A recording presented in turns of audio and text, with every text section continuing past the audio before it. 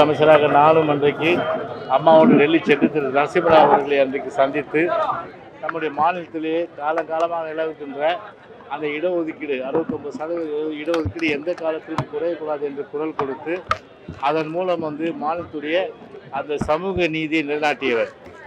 பேரறிஞர் அண்ணா அவர்களை வைத்து வியாபாரம் செய்யும் திராவிட முன்னேற்ற கழகம் பேரறிஞர் அண்ணாவுடைய அந்த கொள்கைகளை குழி தோண்டி புதைக்கின்ற வகையிலே அவர் கண்ட கனவுகளை எல்லாம் ஒன்று கூட நிறைவேற்றாமல் மொழி விஷயத்திலும் சரி, அதே போன்று திராவிட விஷயத்திலும் சரி, மாறாக பசப்பு வார்த்தைகள் எல்லாம் காட்டி அதன் மூலம் மக்களை ஏமாற்றி திசை திருப்புகின்ற வேலை தான் ஒரு அரசியல் வியாபாரியாகத்தான் இன்றைக்கு திராவிட முன்னேற்ற கழகம் இருந்து கொண்டிருக்கின்றது.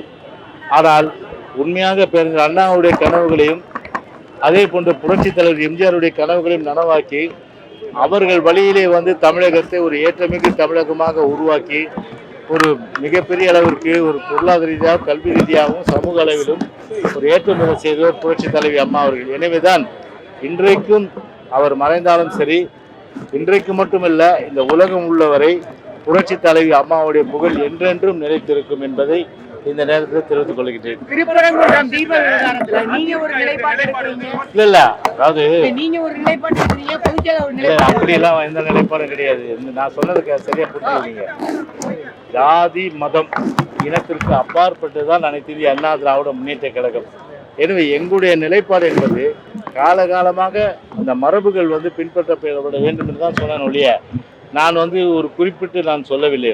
எனவே பொதுச்செயலாளர் பொறுத்தவரை ஒரு கருத்தை சொல்லிட்ட பிறகு அந்த கருத்து அதுதான் நான் சொல்ல முடியும். ஏன்னா பொதுச்செயலாளர் அதனால இதுல மாறுபட்ட கருத்து எதுவுமே இல்லை.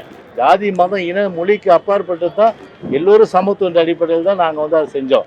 எனவே தான் இன்றைக்கு தமிழ்நாட்டை பொறுத்தவரை பார்த்தீங்கன்னா ஒரு ஜாதி அரசியலோ ஒரு மொழியின் பேரால் அரசியல் செய்வதோ மதத்தின் பேரால் அரசியல் செய்வதோ எந்த நாளும் அனைத்து இந்திய அண்ணா திராவிட முன்னேற்ற கழகம் ஏற்றுக்கொள்ளாதான் நான் தெளிவாக சொன்னேன் ஒழிய அதையும் இதையும் நீங்க முடிச்சு போடலாம் தயவுசெய்து.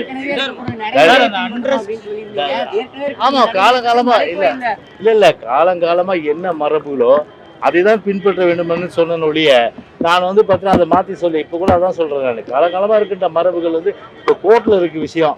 அதனால நான் அதுக்குள்ள போக இல்ல ஏப்பா அது புதுசாக சொல்லிட்டு தெளிவா. அதாவது நான் சொல்றது என்னன்னா கோர்ட்ல இருக்கு விஷயம். அதனால கோர்ட் ஒரு முடிவு எடுக்கிறவரை நான் ஒன்றும் சொல்ல முடியாது. செய்திகளை உடனுக்குடன் தெரிந்து கொள்ள நமது அம்மா இணையதள தொலைக்காட்சியை சப்ஸ்கிரைப் செய்து அருகில் உள்ள பெல்